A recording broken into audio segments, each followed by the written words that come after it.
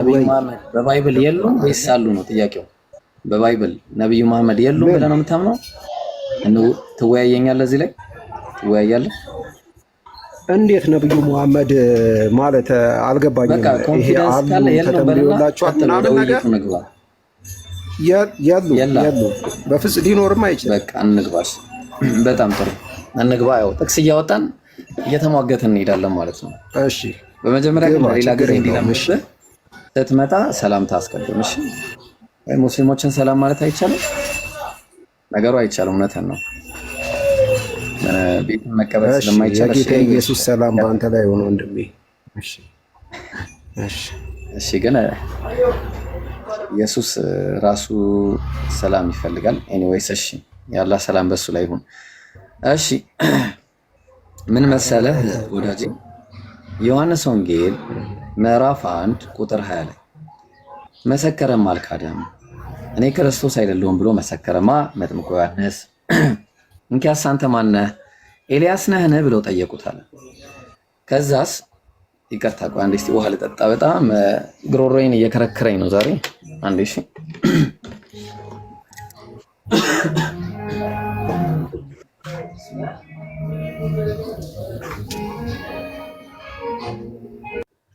ኧረ ዘፈን የታርጉልኝ።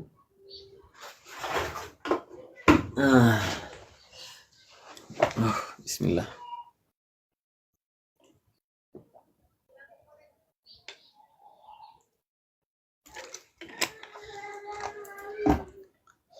እሺ ጢሞቴዎስ አለ?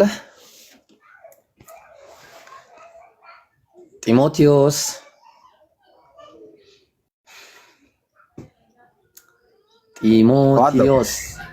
እሺ ጥሩ አለው። ዮሐንስ አይሰማም? ወንጌል ምዕራፍ 1 ላይ ኦኬ ኔትወርክህ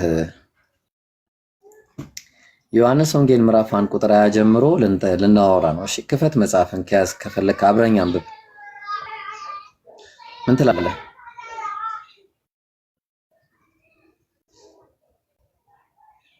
አንድ ስልክ ስለያዝኩኝ ችግር የለውም አውራ አንተ። ኦኬ ጥሩ በቃ እኔ ላውራለሁ። እሺ ምን አለ መሰለህ መጥምቁ ዮሐንስ እንዲህ አለ፣ መሰከረም አልካደም፣ እኔ ክርስቶስ አይደለሁም ብሎ መሰከረ። ለምን ይጠይቁ ነበር እየመጡ አይሁድም አንተ ማነህ ብለው ጠየቁት። ማንን? መጥምቁ ዮሐንስን ማለት ነው። ኢየሩሳሌም ካህናትና ሌዋውያንን በላኩበት ጊዜ የዮሐንስ ምስክርነት ይነበራል። አሁን ዮሐንስ እንግዲህ አይሁዳውያን መጥተው ይጠይቃል። ለምንድን ነው የሚጠይቁት? የሚመጣ ነቢያቶች እንዳሉ ያውቃሉ። ስለዚህ ምን አለ? መሰከረም አልካደም ማ ዮሐንስ። ከዛስ እኔ ክርስቶስ አይደለሁም።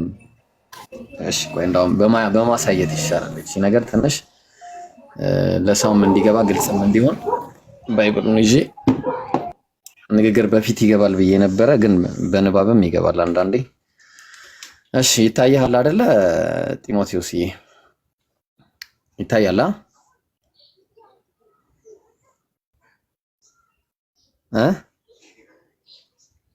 አሉ? ይታየኛል። ቀጥል። እሺ መሰከረም አልካደም፣ እኔ ክርስቶስ አይደለሁም ብሎ መሰከረ። እንኪያስ አንተ ማነህ? ኤልያስ ነህን አሉት። ለምንድን ነው ኤልያስ ነህን ያሉት? ኤልያስን እግዚአብሔር ትንቢተ ሚልክያስ ምዕራፍ 2 ቁጥር 5 ላይ ታላቁና የሚያስፈራው እግዚአብሔር ቀን ሳይመጣ ኤልያስን ልክላችኋለሁ ብሎ ስለተናገረ፣ ምክንያቱም ስላረገ ማለት ነው። ቀጠለ። ከዛ ብለው ጠየቁት። አይደለሁም ብሎ አለ ማለት ነው። ኤልያስ አይደለሁም አለ፣ ክርስቶስም አይደለሁም አለ። ክርስቶስ መዝሙረ ዳዊት ላይ ተጠቅሷል ማለት ነው። ከዛ ምን ብሎ ጠየቀ? ነብዩ ነህን ተጠየቀ። ነብዩ እሱም አይደለሁም ብሎ መለሰ። እንኪያስ አንተ ማነህ? ለላኩንስ ምን እንደ መልስ እንድንሰጥ ስለ ራስ ማን ትላለህ? የራሱን ተናገረ። ከዛ ቀጠለና ምን አለ? የተላኩትም ከፈሪሳውያን ነበሩና እንኪያስ አንተ ክርስቶስ ወይም ኤልያስ ወይም ነብዩ ካላይደለህ ስለምን ተጠምቃለህ ብለው ጠየቁት። ክርስቶስን አውቀናል፣ ኤልያስን አውቀናል። ሶስቱም በመጨረሻ ላይ የሚመጡ ናቸው። ነብዩ የተባለው ማን ነው? ጢሞቴዎስዬ ነብይ የተባለው ነብይ ነው። እግዚአብሔር ነብይን እልክላችኋለሁ ብሏቸዋል ለእስራኤል። የትኛው እኮ ማን ነው እሱ? ነብዩ መሐመድን አመላካች እንዳትለኝ እኮ እዚች ጋር በስም አይታወቅም። ቆይ ላሳይ። ይኸውልህ ምን አለ መሰለህ እኮ የትኛውን እንዴት ነው የምልህ? በስም አልተገለጠም እኮ እዛው መጽሐፍ ላይ። ቆይ ላሳይ። ክርስቶስ መዝሙረ ዳዊት ላይ ተጠቅሷል። ክርስቶስ መዝሙረ ዳዊት ላይ በያህዌና በመሲሁ ላይ እንዲህ ሲሉ ተማከሩ የሚል ትንቢት አለ። ይህንን ትንቢት ያውቁ ነበር አይሁዳውያን ማለት ነው። የኤልያስን ጉዳይ ደግሞ ትንቢተ ሚልክያስ ላይ እግዚአብሔር ራሱ ምን አለ? ታላቁና የሚያስፈራው ቀን ሳይመጣ ኤልያስን ልክላችኋለሁ አለ። ነብዩ የቱ ጋር ነው ትንቢቱ ያለው? ይሄ ነብይ የተባለው የሚመጣው ወደፊት የሚመጣው ነብይ የቱ ጋር ነው ትንቢቱ? ኦኬ ነብዩ ማለት ኤልያስ ማለት ነው። ምክንያቱም የእስራኤል ሰዎች ኤልያስ ተመልሶ ይመጣልናል የሚል ይኸው እሱ እዚህ ጋር እሱ እዚህ ጋር ተጠቅሷል። እሱ እኮ እሱ ነው እኮ አይቼዋለሁ። እሱ የሚባሉ ሁለቴ አይደለማ። እሱ ወይም ተብሏል። እንዴ ምን ሆነ ነው? ኤልያስ ተብሎ ወይም ነብዩ ተብሎ ሁለት የተለያዩ ፐርሰንት አደርጋቸዋል እንዴ? ስለዚህ አሁን ኤልያስ እሺ መረጃ አምጣሽ። ያው ነገርኩ እኮ የመጀመሪያው ትንቢቱ ያለው እንደዚህ ቆይ አዳምጠኛ። ትንቢቱ ያለው የቱ ጋር ነው ሳይሆን እንደማመጥ መጀመሪያ እኮ መጀመሪያ ኦኬ እሺ አሁን አይሰማም? አይ በጣም ላግ እያደረገ ነውና እኔ ሳወራ አንተ ታወራለህ፣ አንድ ላይ እያወራን ነው። ኦኬ የመጀመሪያ እንትን እዚች ጋር ምንም ነብዩ ይላል እንጂ ምን አይነት ነብይ የሚለው በስም አልተገለጸም። ገብቶሃል አይደል? አጋቦስም ሊሆን ይችላል። አንተ ካላወቅከው ነው ይሰጣል። ገብቶሃል አይደል? ትንቢቱን ካላወቅከው ሳይሆን የለማ ስም እኮ የለም እኮ እዚች ጋር ላሳየሽ ወንድሜ አሳያለሁ። እኔ ላሳየህ። አሁን አንተ አላወቅከውም። ክርስቶስ ትንቢቱ አለ መሐመድ ነው የሚል ትንቢቱ አለ ጥቅስ ስጠኛለ እኮ አሁን እኮ ላሳየህ እኮ ነው። ተረጋጋና ያው ምን አለ መሰለህ ዘዳግም 18 ላይ ስለሚያውቁ ነው አይሁዳውያን መጥተው የጠየቁት ማለት ነው። እሺ ምን አለ? ከወንድሞቻቸው መካከል እንደ አንተ ያለ ነብይ ያስነሳላቸዋለሁ አለ። ቃሌንም ባፉ አደርጋለሁ፣ ያዘዝኩትንም ቃል ሁሉ ይነግራቸዋል። በስሜ የሚናገረውም ቃል የማይሰማውንም ሰው እኔ በቀልለታለሁ አለ። ጥያቄው ይሄ ነብይ ማን ነው? ኦኬ ይሄ ነብይ ኢየሱስ ነው። ምክንያቱም አንተ ጥቅስ አወጣ አይደለ? የሐዋርያት ሥራ እኮ የሐዋርያት ሥራ ምዕራፍ 7 አውጣልኝ። ጀግና በቃ ተስማምቻለሁ። እና አሁን ለኢየሱስ ነው ብላል አይደል? አሁን እንፈትነዋለን ኢየሱስ እንደሆነ እንናገር እነይ ምን እንደሆነ። አሁን ምን ይላል እዚህ ጋር? ከወንድሞቻቸው መካከል እንዳንተ ያለ ነብይ ያስነሳላቸዋለሁ፣ ቃሌንም በአፉ አደርጋለሁ፣ ያዘዝኩትንም ቃል ሁሉ ይነግራቸዋል። ሁሉ ኢየሱስ እዚህ ጋር ይሄ ነብይ ይደባርክ ይሄ ነብይ የተባለው ያዘዝኩትንም ቃል ሁሉ ይነግራቸዋል። ሁሉንም ተናግሯል። ተስማምተናል። እዚህ ጋር ይናገራል ወደፊት። አይ በቃ አንብበዋ እንደዚህ የግድ ተስማማላ ተስማማም ሳይሆን እኮ በቃ እሺ ያው ያዘዝኩትን ቃል ሁሉ ይነግራቸዋል አለ። እሺ ጥሩ። ኢየሱስ ግን ምንድነው ስንል ያው እንምጣ ደግሞ ዮሐንስ ወንጌል ላይ ምዕራፍ 16 ላይ ቁጥር ከ12 እንጀምራለን ማለት ነው። የምነግራችሁ ገና ብዙ ነገር አለኝ። ከዛስ ነገር ግን አሁን ልትሸከሙት አትችሉም አለ። ኢየሱስ የሚነግራቸው ብዙ ነገር አለ፣ ግን ሁሉንም አልነገራቸውም። ይቅርታ የሚናገረው ማን ነው? ግን እሱ የእውነት መንፈስ በመጣ ጊዜ ወደ እውነት ሁሉ ይመራቸዋል፣ የሚሰማውንም ሁሉ ይናገራል እንጂ ከራሱ አይናገርምና የሚመጣውንም ይነግራቸዋል አለ። ይቅርታ አሁን እዚህ ጋር ሁሉንም የሚናገረው ይሄ መንፈስ የተባለው ነው። እሱም እንደሆነ እናየዋለን። ይሄ መንፈስ ነው እንጂ ኢየሱስ ሁሉንም አልተናገረም። መሐመድ ነው ልትለኝ እንዳይሆን። ቆይ አሁን እሱ ላይ አልመጣሁም ገና ነኝ። ይሄ ኢየሱስ ግን አልተናገረም። አሁን ትንቢቱ ለኢየሱስ አልሰራም ልለው። ትንቢቱ ለኢየሱስ አልሰራም። እሺ አንተ አወራህ አይደለ? እሺ እኔን ደግሞ አዳምጠኝ። 30 ሴኮንድ ሰጠኝና ማለት ነው። ኦኬ የሰው ልጅ ቃላት ካይምሮ አላቂ ነው ብለህ ታስባለህ? ወይም ደግሞ የእግዚአብሔር ሐሳብ በሆነ ጊዜ ላይ ያልቃል ብለህ?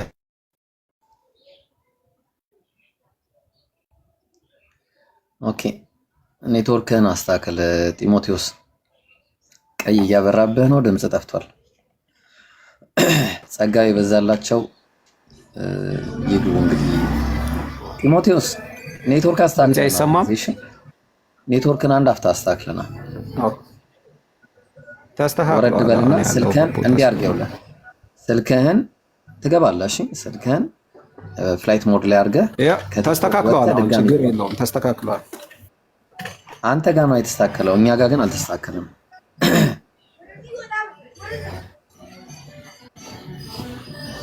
እሺ ይሰማል?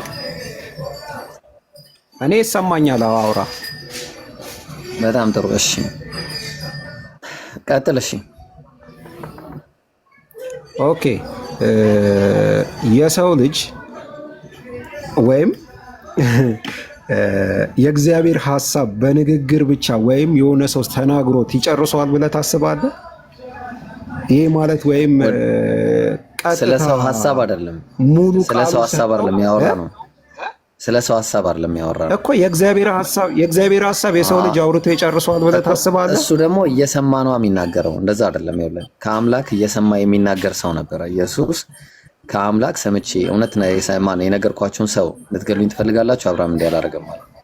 ስለዚህ ያ የሚነግራቸውን ቃል ማን ነው? እግዚአብሔር የሚነግረውን ቃል የምነግራችሁ ገና ብዙ አለኛል ልባር፣ ነገር ግን አሁን ልትሸከሙት አትችሉም። አይ አይደለም፣ አትጨምራ ኢብራሂም አትጨምር። ያው የምነግራችሁ አዳምጠኛ፣ ቆይ የምነግራችሁ ገና ብዙ አለኝ አለ እንጂ የሚነግራችሁ ብዙ ነገር አለ ወይም ከአቦስጄ የምነግራችሁ የሚል እዚህ ጋር ቁጥር 12 ላይ ምንም የሚታይ ነገር የለም። ገብተዋል አይደለ? ስለዚህ የምነግራችሁ ብዙ ነገር አለኝ ካለ ቆይ ማሰሪያውን እንያዘው እዚህ ጋር አንድ ጊዜ አንዴ ማሰሪያ ስላለ የትም አንሄድም። እዚህ ጋር አንዴ ምን አለ መሰለ ኢየሱስ ሲናገር ራሱ የሚናገረው ነገር እሺ ምን አለ መሰለ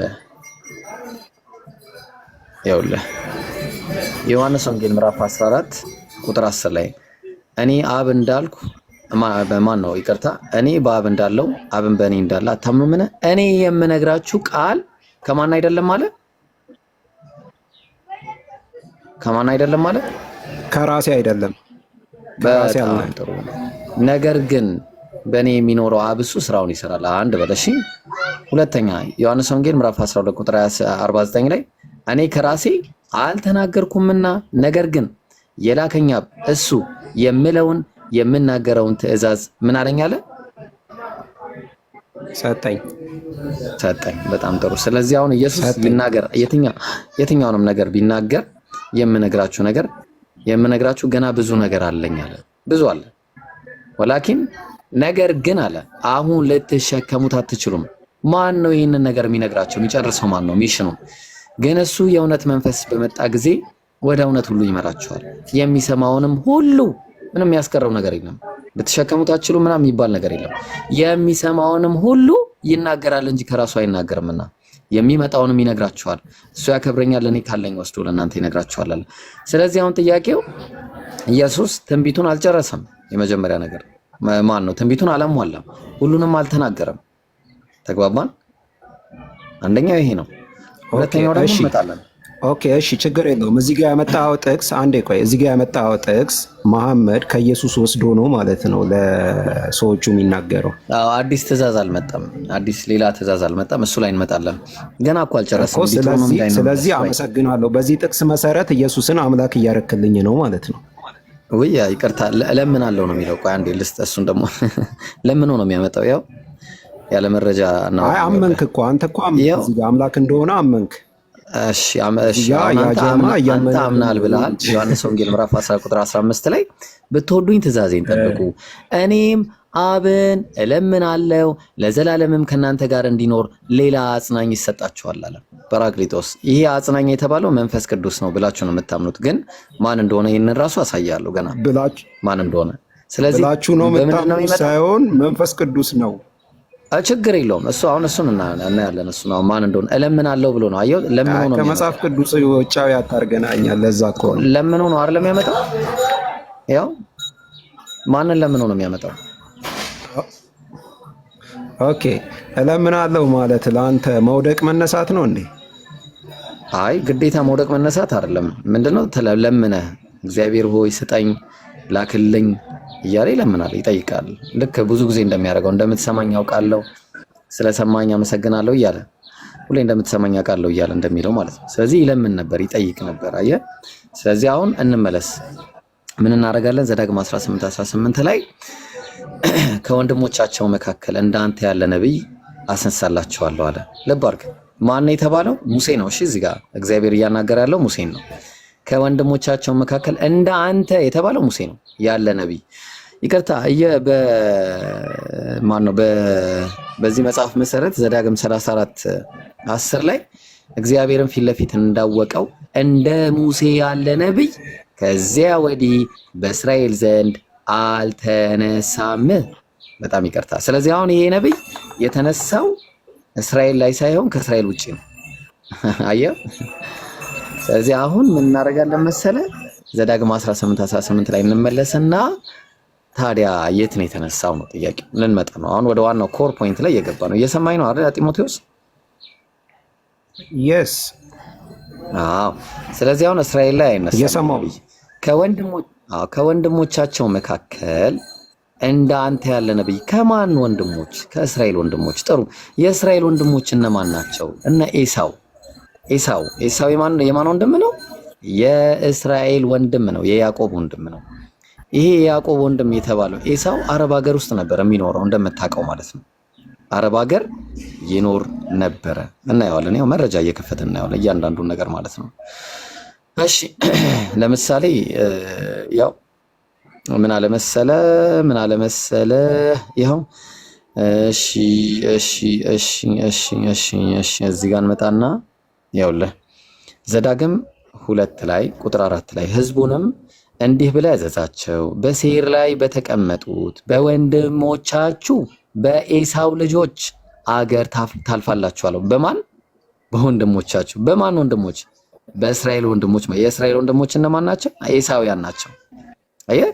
ስለዚህ ከነዚህ ከኤሳውያን የሚነሳ አንድ ነብይ አለ። ለዛ ነው አብዲዩ ምዕራፍ 1 ቁጥር 9 ላይ ቴማን ሆይ አለ።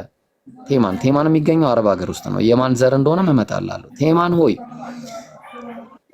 ሰዎች ሁሉ ከኤሳው ተራራ በመገደል ይጠፉ ዘንድ ኃያላን ይደነግጣሉ አለ።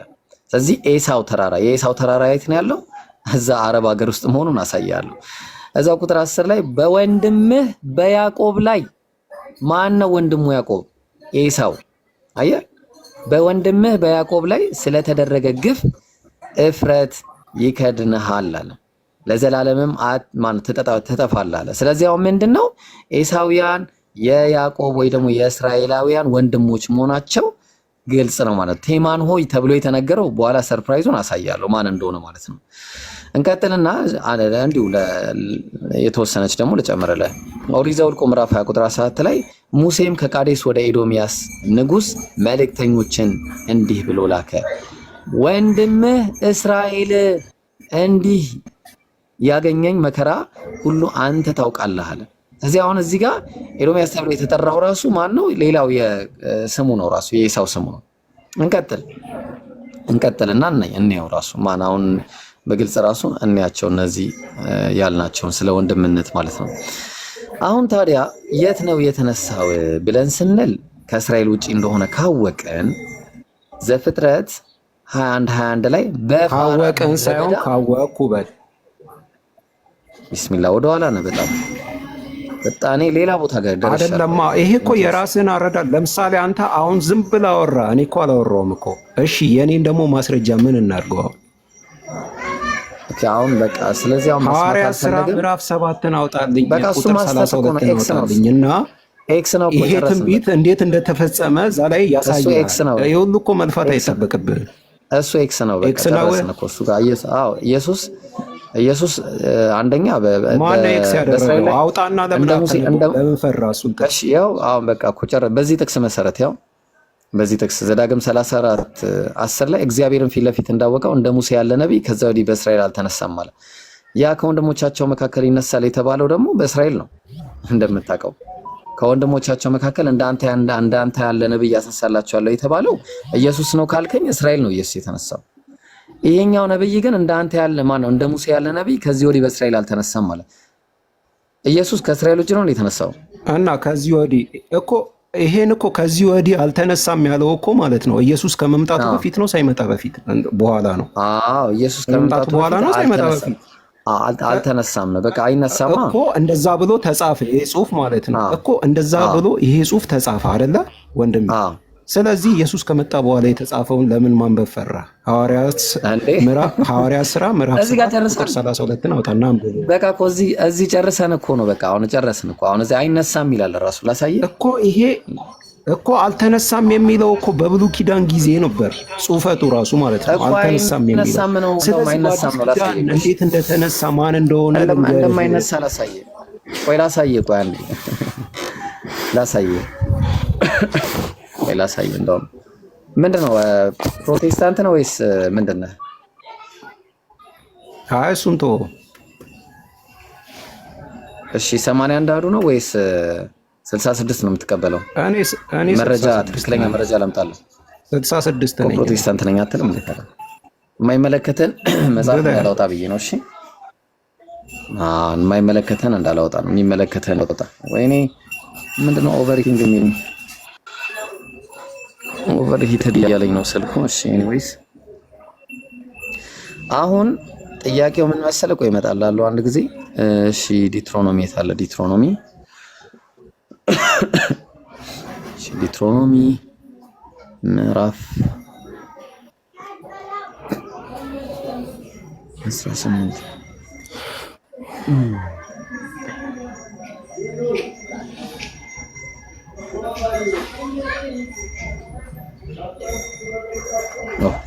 ኦኬ ይቅርታ ለካ ዲትሮኖሚ 34 ላይ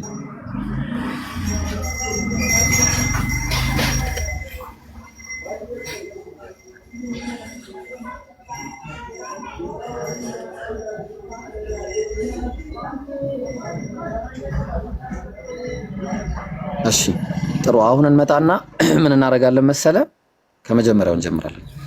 ከወንድሞቻቸው የተባለው እነማን ናቸው? ጢሞቴዎስ ማን ናቸው? እሺ ኦኬ እኮ ላስረዳህ። ከወንድሞቻቸው መካከል ማለት እሺ እንግሊዘኛውን አውጥተህ አንብበው፣ አዲሱ ትርጉም ማለት ነው። አንዴ ከይቅርታ ዕብራይስጡ ላይ እንሄዳለን። ዕብራይስጡ ላይ ምን ይላል? ይኸው ለምሳሌ ዕብራይስጡም ቢሆን እኮ ቅጂ ነው። አሁን እኮ ኦሪጂናሉ እኮ እጅህ ላይ የለም ሲጀመር ራሱ ማለት ነው። አንተም ጋር የለም ኦሪጂናል የሚባል ነገርማ።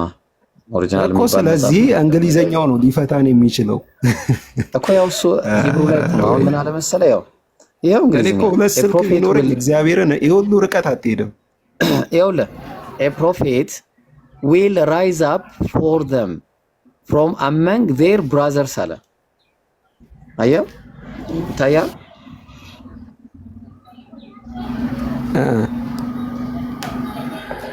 ዜር ምን አለ? ምን አለ? ብራዘርስ። ወንድሞቻቸው የተባሉት ማን ናቸው? ኦኬ እሺ፣ አላወጣ አልከኝ። ያኛውን ችግር የለውም። በዚሁ ራሱ በሚገባ መጠን ላስረዳ። እንግሊዝኛ አወጣው እኮ ምንድነው ያወጣሁት? አሁን ቃል ምንድነው ያወጣሁት? እሱን የግስ እኮ አይደለም አማርኛው ምናምን ነገር ሳይሆን ማለት ነው ያወጣበት መንገድ ስለሚገባኝ ነው። ችግር የለውም። ይሄ የቃላት ፍቺዎች ምናምን ነገር ዳይሬክት እኮ ሂብሩን እኮ የተረጎመው ነው እየሰጠው ያለሁት። ያው ዜር ብራዘርስ ምን ሆነ ነው? ኦኬ ይሄ መፍቻ ቃል ነው ወይስ መጽሐፍ ቅዱስ ነው? ባይብል ሀብ መፍቻ። ያው እሺ በቃ አሁን ደግሞ ላሳየህ። ታዲያ መፍቻ ቃል አይደለም። ቆይ ኖ አይደለም መፍቻ አይደለም። ቆይ ፓራላል ላሳየህ አንድ ጊዜ። በቃ አንተ በጣም እንትን ስላልክ ፓራላሉን ላሳየህ። በቃ ለምሳሌ አሁን ምን እንደሚል ማለት ነው።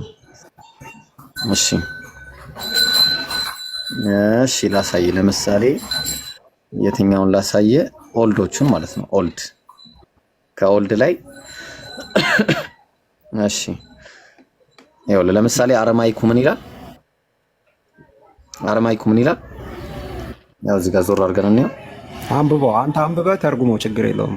I will rise up for them a prophet like you from among their brothers። አየው ከወንድሞቻቸው መካከል። እዚህ ጋርም እንደዛው በተመሳሳይ ሁኔታ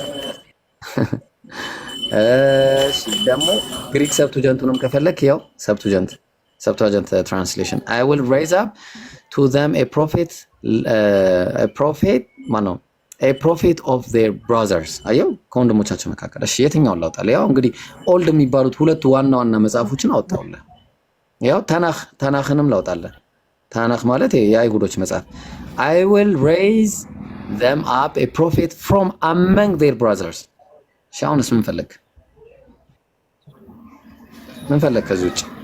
ይሄ እኮ ይሄኛው እኮ ማለት ነው አሁን ያወጣህልኝ እኮ ማለት ነው ወንድሞች ገብተዋል አይደል? ወንድሞች እኮ ማናቸው? ከወንድም አመንግ ይላል ወዳጄ፣ አመንግ።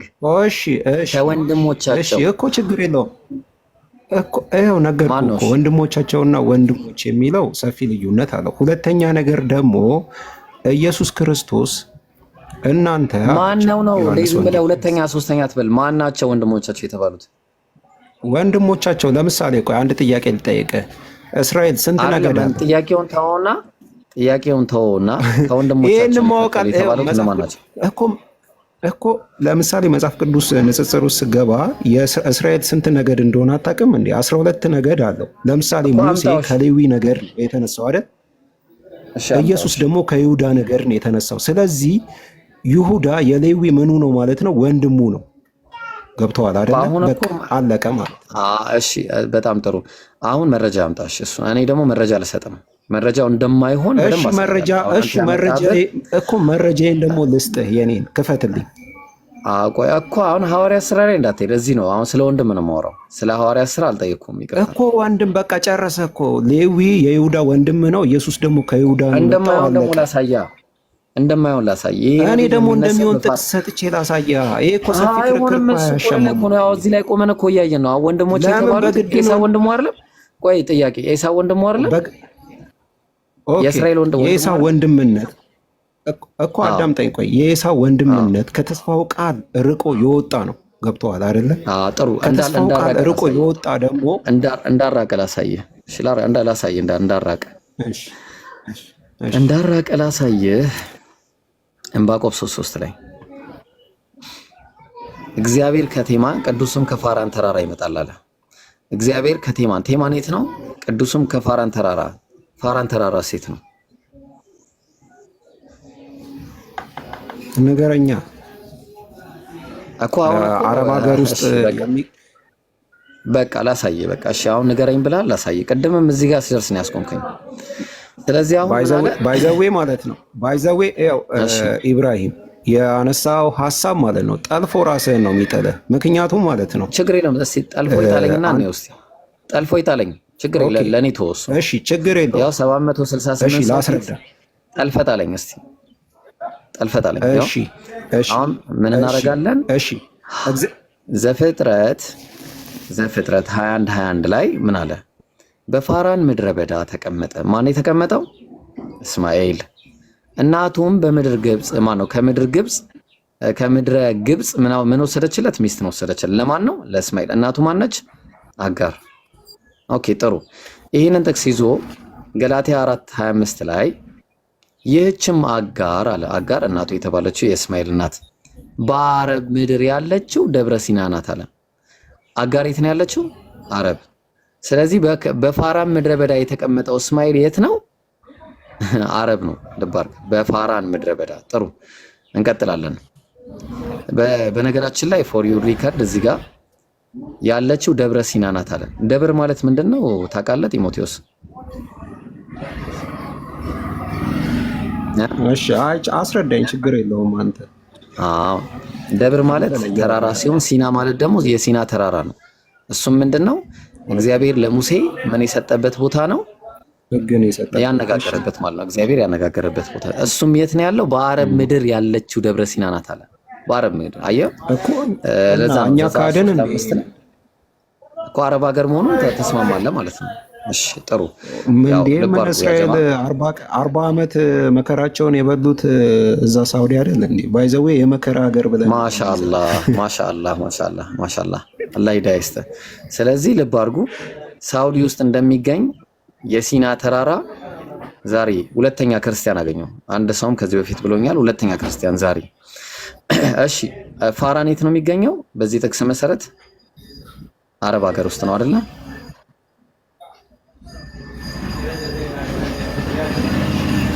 ፋራን የት ነው የሚገኘው? ፋራን የት ነው የሚገኘው ብለናል። እኔ እንጃ እሱ ላይ ሰፊ ጥናት አላደረኩም። ካደረግክ አንተ ንገረኝ፣ ችግር የለም። እሺ በፋራን ምድረ በዳ ተቀመጠ። የተቀመጠው እስማኤል ነው። እስማኤል ደግሞ ያለው እናቱም ከአረብ ይህችም አጋር እናቱ በአረብ ምድር ያለችው ደብረ ሲና ናት አለ። እሷ አረብ ሀገር ውስጥ ነው ያለችው። ስለዚህ እሱ በፋራን ምድረ በዳ ነው ከእናቱ ጋር ሲኖር የነበረው። ፋራን ደግሞ ያለው የት ነው? አረብ ሀገር ነው። ሲጀመር ምድረ በዳ ማለት በዕብራይስጥ ቋንቋ አረብ ማለት ነው። ሲጀመር አረብ ማለት ነው። እሺ ኢብራሂም ቆይ ጠልፎ የጣለህን ብቻ ላስረዳ አንዴ ማለት ነው ከይቅርታ ጋር። መሐመድ ወይም ነብያችሁ መሐመድ ከኢስማኤል ነው የተገኘው ወይስ ከኤሳው? ቅድም የኤሳውን አስረዳኝ። ኤሳውና እስማኤል ሰፊ ልዩነት ነው ያላቸው። ገብቶሃል? አሁን ደግሞ ከኤሳው እያስረዳኝ ከእስማኤል እያስረዳኝ ነው። ጠልፎ ጣለ እዚህ ጋር። ስለ ቦታ ነው እያወራህ። ስለ ቦታ አይደለም። መጀመሪያ እኮ ልታስረዳኝ የነበረው ስለ ቦታ አይደለም፣ ስለ እስማኤል ከሴቶች ጓደኞች ጋር። ኧረ ቆይ እስቲ እባክህ ጠልፎ ጣለ ይለኛል እንዴ? ቦታ ነው እያወራ ያለሁት እኔ። ስለ ዘርግ እንዳወራው እንዴ እዚህ ጋር ስለ ቦታ አየው። ቦታ በፋራን ምድረ በዳ ስለ ቦታ አይደለም መጀመሪያ ያወራኸው። እኔ እሱ ሌላ ነው፣ እሱ ስለ ኤሳው ሌላ ነው ያወራሁት። እንዴ ምን ሆነ ነው? ኤሳው ሌላ ነው ያወራሁት።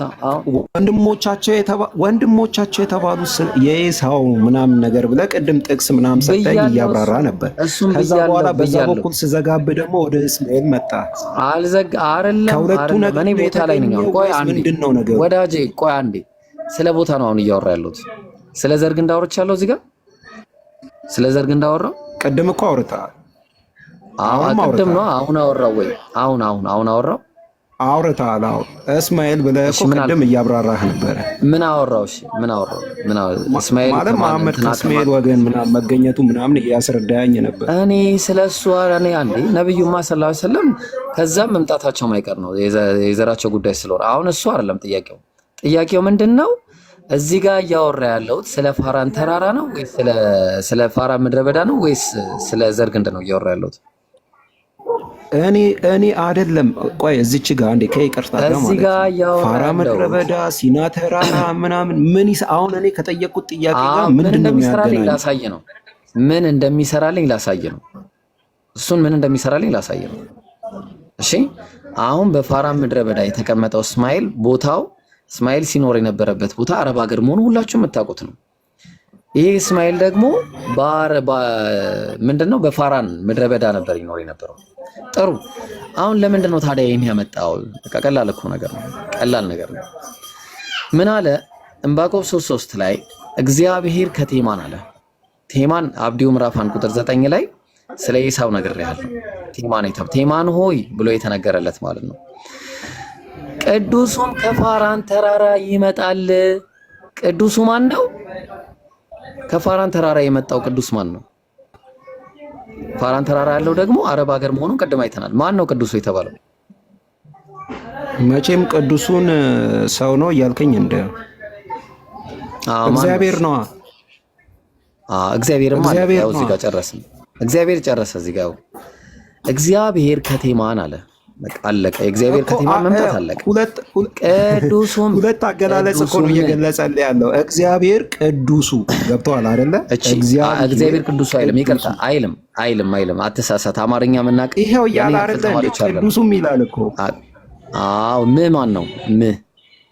እቺ ማን ነች? ማን ነው? ቅዱሱም እግዚአብሔር ነው። ሌላ አለ? እሱማ እግዚአብሔርማ ከቴማን እኮ አለ እንዴ? ምን ሆነ እኮ እግዚአብሔር ምንድን ነው? እንዴ እግዚአብሔርማ ምን እንዴት ነው? ከቴማን ነው የሚመጣው እሱ። እግዚአብሔር ከቴማን እኮ አለ። በቃ ቅዱስ የተባለ ነብይ የለም? ነቢያት ቅዱሳን አይባሉ እኮ ያው ቅዱስ ይባላሉ። ገብቶሃል አይደል? እዚች ጋር ግን ከእግዚአብሔር ጋር ቁጭ ያደረገው እዚች ጋር የባህሪ ቅዱስነት ወይም ከሰው ያልተሰጠ ቅዱስነት አይልማ እንደዛ ወዳጅ። እሺ እግዚአብሔር ከቴማን ብሎ ጨረሰ። አንተ ቅዱሱም የሚለው ለመሐመድ ነው የሚል ሰፊ ማብራሪያ አባቶች የተረጎሙትን ይዘህልኝ ና። አባቶችማ እንዴት ይተረጉሙታል እንደዛ ብለው? ኦኬ ስለዚህ አባቶች ሳይሆን አንተን ነው ማለት ነው። አንዴ አባቶችማ የሥላሴ አማኞች ናቸው እኮ እንዴት አድርገው ይሄን ይተረጉማል? ቆይ አንዴ የእናንተ የቸርች ፋዘርስ ከሆኑ ሥላሴንም አይቀበሉም እነሱ። አሁን በቅርብ የመጡት ማለት ነው እነ ወደዛ ያው ማይንድ ሴት አፕ አትስብኝ ወንድሜ። ወደዛ ቦታ አንተና አባቶች ምናምን ብለህ ጠየቀኝ። አሁን አባቶች እንዴት ይሄን ሊያደርጉ ይችላሉ ብለህ አንተ ትጠይቀኛለህ ራሱ። ስለዚህ አሁን ምንድነው ቅዱሱም የተባለው ማን ነው ነው እየጠየቅኩ ያለሁት እሱ ነው። እግዚአብሔር ብዬ እኮ ጨረስኩልህ። አይልም ከቴማን የሚመጣ እግዚአብሔር ከቴማን አለ። ከዛ ቅዱሱ ምንድን ነው? እስቲ ትርጉሙ ምንድን ነው? ምንድን ነው? እስቲ ትርጉሙ ትርጉም እስቲ ንገረኝ። ቅዱሱም ማለት እኮ ቅዱስ የሆነው ማለት ነው። ገብቶ አይደለም? ቆይ አባቴ እኔ ጥያቄ ጠየቁ። እቺ ምንድነች? ሲጀመር የእግዚአብሔር ስሙ እኮ ነው። ቅዱሱም ማለት ስሙ ነው የራሱ ማለት ነው። እኔ ጠየቁ ጥያቄ መልስልኝ። እግዚአብሔር ከቴማን ቅዱሱን ከፋራን ተራራ ይመጣል አለ። እሺ ማን ነው እግዚአብሔር ከቴማን ቅዱሱም ከፋራን ተራራ የተባለው ማን ነው? እግዚአብሔር እኮ አልኩህ። ምንድነው? እንዴት ነው? ምንድነው? ይሄ ምንድነው? ምንድነው? ይሄ ምንድነው? እስቲ ምንድነው? ትርጉሟን ታውቃታለህ? ምንድነች? እሺ ተርጉማት። እኔ የሚተረጉም ሰው አንተን አየሁ። እሺ ተርጉም እስቲ። እኮ አማርኛ ለማወቅ ነው ታዲያ ችግሩ። እሺ ችግር የለውም። ምን ያላቀም አንተ አስረዳኝ። ችግር ቅጥያ ምህላድ የሚባል ነገር አታውቅም? ስለዚህ አሁን እቺ ቅጥያ ምህላድ ነች። ስለዚህ ምንድነው ቅዱሱ ቢሆን እግዚአብሔር ከቴማን ቅዱሱ ከፋራን አሁን ሲጀመር ማለት ነው እግዚአብሔር ከቴማን ብሎ ጨረሰ፣ የመጀመሪያው ነገር። ከዛ ቀጠልና ቅዱሱ የተባለው ደግሞ ሌላ ፐርሰን ነው። ከፋራን ተራራ ይመጣል አለ። ልብ አድርግ። ስለዚህ አሁን እግዚአብሔር ከቴማን ያለው በቴማን በኩል የሚመጣው እግዚአብሔር ራሱን ትነግረኛለህ ማን እንደሆነ። ከቴማን የሚመጣው እግዚአብሔር እንዴት እንደሆነ ትነግረኛለህ። ቅዱሱም ከፋራን ተራራ ይመጣል አለ። ይሄ ቅዱሱ ከፋራን ተራራ የመጣው ደግሞ አረብ ሀገር ውስጥ የመጣው እንዴት እንደሆነ እሱንም ታሳየኛለህ። ተግባባን? እሺ ላሳየህ። በቃ ቆይ አንዴ ላሳየህና አንዴ ኢሳይያስ 5 እንቀጥላለን እኮ አልቆመም። ኢሳይያስ 5:16 ላይ ግባልኝ። ቆይ አልቆመም። መቼ ቆመ? እግዚአብሔር መሆኑንና ለመሆኑን ላስረዳ። ቆይ አንዴ እኮ እኔ የጠበቅኩ እንደውም እቺን እሺ ግባልኝ አንዴ ላሳየህ። አንዴና ያው ጥቅሱ ላይ እንቀጥል። አንተ ቆይ የራስህን ብቻ ራስ ወዳድ አትሁና። የኔን እሺ አውጣልኝ እና አሳያቸው።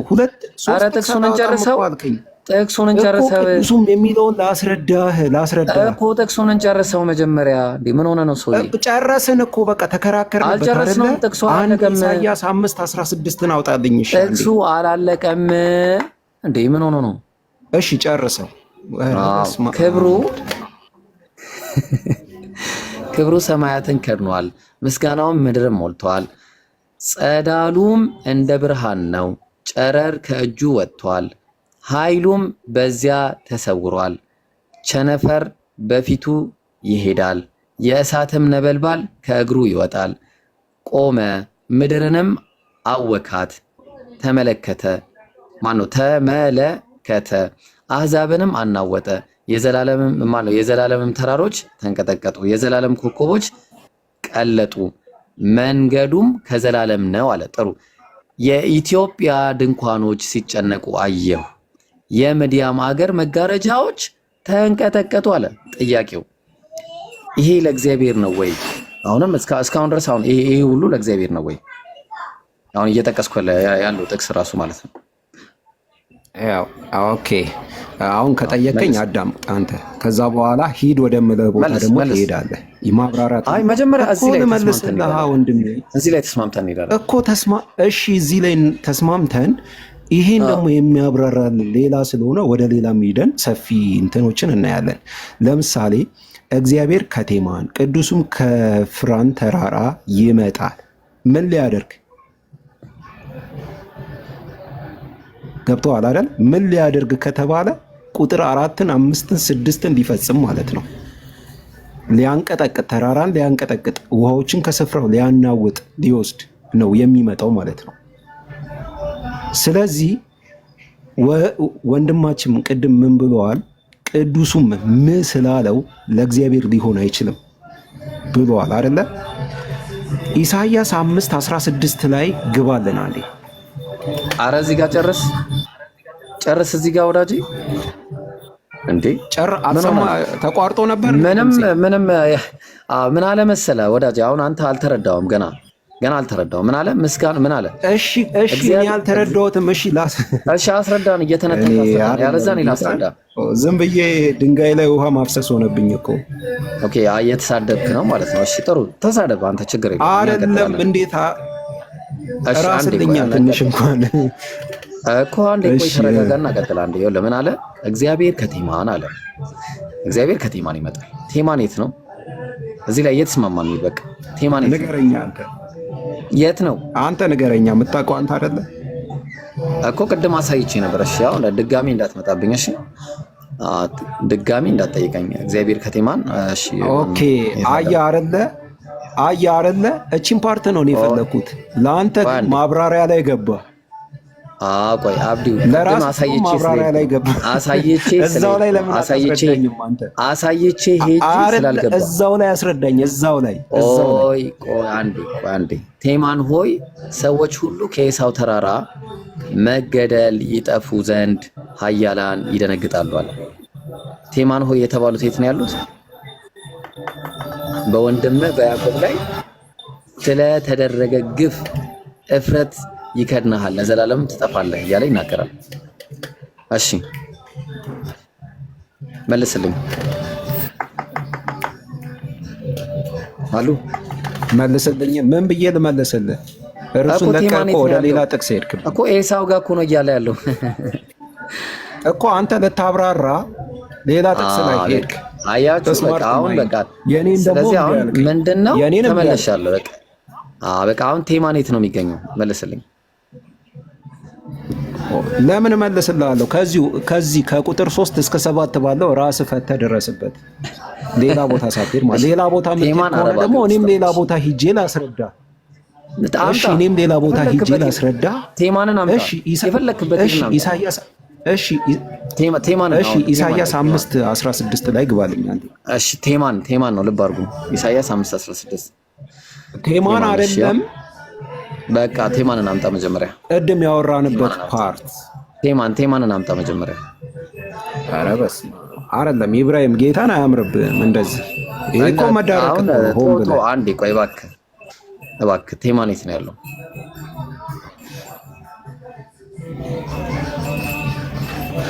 እሺ ይሄ አሁን እግዚአብሔር እኮ ማለት የሚያናውጣቸውን ቦታ ስፍራ የት ነው ቦታው? ስሙ ደግሞ ምን ይባላል? ቴማን። እሺ አረብ ሀገር አይደለ? ይሁንልህ፣ አረብ ሀገር ነው። በጣም ጥሩ። ቅዱሱም ከፋራን ተራራ ይሁንልህ። እኔ ከቦታው ምን አለኝ? እሺ ቅዱሱም የሚለው ስም ግን ለእግዚአብሔር የተሰጠ ነው። ዋናው ፖይንታችን ቅዱሱም የሚለው ስለሆነ ማለት ነው። ኧረ አባቴ ቆይ አንዴ፣ እሱን ቆይ አንዴ። ቅዱሱ የተባለው ማን ነው? እዚህ ጋር እግዚአብሔር ነው። እግዚአብሔር ነው። አዎ። እሺ ከፋራን ተራራ የመጣበትን ቦታ አሳየኝ። እሺ አንዴ አይደለም ከፋራን ተራራ የመጣበትን ሲጀመር እንደዚህ ተብሎ አይጠየቅም። ሁለተኛ ደግሞ ቅዱሱም እንዴት ለእግዚአብሔር ልትቻልክ መጽሐፍ ቅዱስ ማስረጃ ካልከኝ ኢሳይያስ 5:16ን ገብተህ አንብብ። የቱ ጋር ነው ትንቢቱ የተፈጸመው? መልሱን ስጠኝ እባክህ። ቅዱሱም ከፋራን ተራራ ይመጣል ያለው እግዚአብሔር ነው ብለሃል። እግዚአብሔር የቱ ጋር ነው ከፋራን ተራራ የመጣው? እሺ ሰዎች እንዳትፈርዱብኝ ልወርድ ነው። ደህናውን በቃ አያችሁ። ግን በሌላ ነገር ከፋራን ተራራ ይመጣል ያለው እግዚአብሔርን ማምጣት አልቻልክም። ምንም አይደለም። ጥቅስ አውጣልኝ እምቢ፣ እንትን አውጣልኝ እምቢ። ስለዚህ ልጆች እንዳታዝኑብኝ። ሰው ይሄን አረብ ሀገር ብላ ከፋራን ተራራ ምናምን እንዳትልኝ ደግሞ እዚች ጋር ችግር የለውም። መውረድ መብት ነው። ማንም ያስገድድ የለም። ስለ ሰዎች እንትን አትጨነቅ። ቅዱሱ ከፋራን ተራራ ይመጣል የተባለው የቱ ጋር ነው? እግዚአብሔር ነው ብለሃል። የቱ ጋር ነው የመጣው? አያችሁ በጣም አንዳንድ ጊዜ ገና ሲገባ ሰላምታ አልጀመረ ምናምን እና በቃ የሆነ ምንም አምኖ ነው ሄደው። በቃ ሁሉንም ነገሮች አምኖ ነው እንጂ እሺ ጥያቄ ያለው ሰው ወይ ቅዱሳኖች ካላችሁ